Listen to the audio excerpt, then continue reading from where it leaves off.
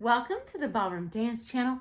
We are a worldwide community of ballroom dancers who meet here every day to talk all things ballroom dance. Today's a letter. Hi, Sunny. I compete a lot with my teacher, and he has me enter hundreds of dances. I don't have enough time to prepare all those dances, so I don't dance well. And I don't like being embarrassed by my dancing. Sometimes I even place last. And he doesn't do our routines. You've said that it's helpful to dance as many times as possible at the comp to get exposure therapy. But I feel like I'm not getting any better. Any suggestions? Okay, yeah. So number one, I'm not sure if I'm reading this correctly. If you're doing hundreds of dances a year, hundreds of dances at a single comp, but there could be a number of things going on here. So number one, red flag for me that your pro doesn't know the routines. It's a possible sign of incompetence, maybe just nervousness, maybe just inexperience. I don't know you, I don't know your pro, but hopefully that's not going on.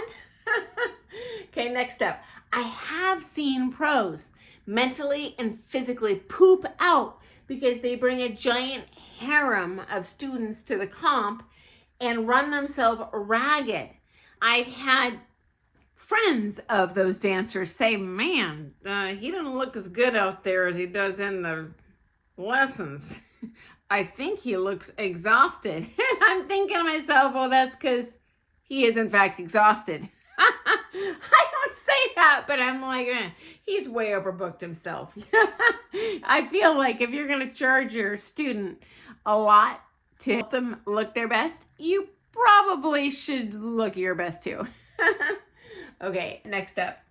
If you're always losing, is it possible that they're entering you in too high of a level? Have you asked them, I want to dance the Silver Latin? Or are they just entering in stuff?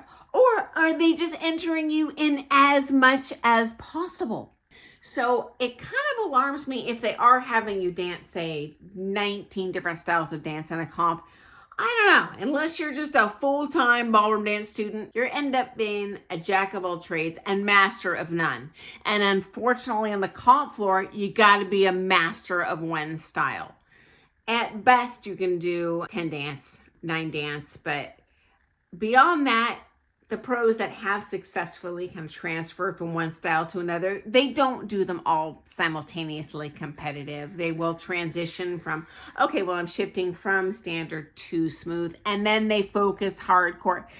In my opinion, you should do that as a student too, unless you're there just to have fun and you enjoy the diversity. It's possible that your pro feels like you're getting bored. In that case, they might be adding more dances just to make it more enjoyable for you. Again, I'm just guessing possibilities going on here.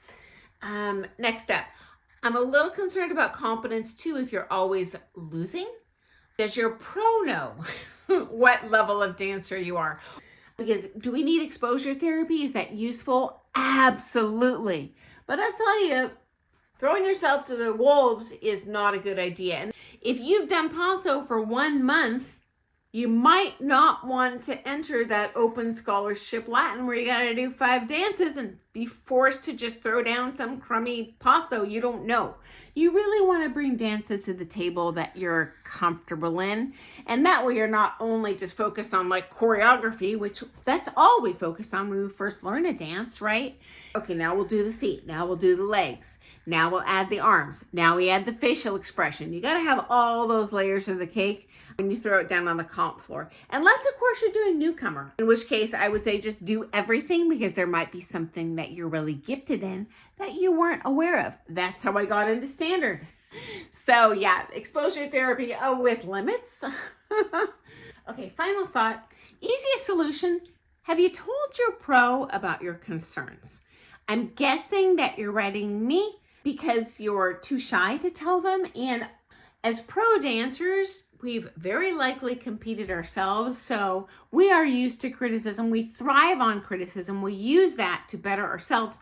We want to create a positive experience for you. Maybe they are misreading your goals. So I would tell them, hey, I want to win. I want you to remember our routines. If you tell them this is a concern, they're probably going to prioritize it and realize, hey, this is important to this student. I would also ask them for the next 4 comps. I want to limit the number of dances we focus on, and then stick to whatever you enjoy doing most and just dial in on those and all the privates leading up to those comps and see if it improves your marks. I bet it will. And if you change those strategies and nothing happens, you might consider maybe get a Zoom lesson with a pro that is outside of your area. That's important politically. Just send them a video of your prom comps and say, I really want to become whatever, championship level dancer. Do you feel this pro's skill is strong enough to take me to XYZ goal? I'll tell you what, very early in my comp career, I had visiting coaching with a World 10 dance couple. They had seen me at some comps. I was just in syllabus at this point. Unsolicited, they told me, we see that you have a ton of potential and you're not going to get any better with the teaching you have available to you in your town. And it was a hard message to hear and a shock to me at the time because everyone just thinks their teacher is God's gift. But I'll tell you, to this day, I so appreciate their saying something in honesty, and looking back, they were so right. And it really changed the course of my life. So anyway, please follow up, shoot me a note and tell me how that conversation went and how those comps went. Every time I get a letter, I'm like, oh my gosh, what happened?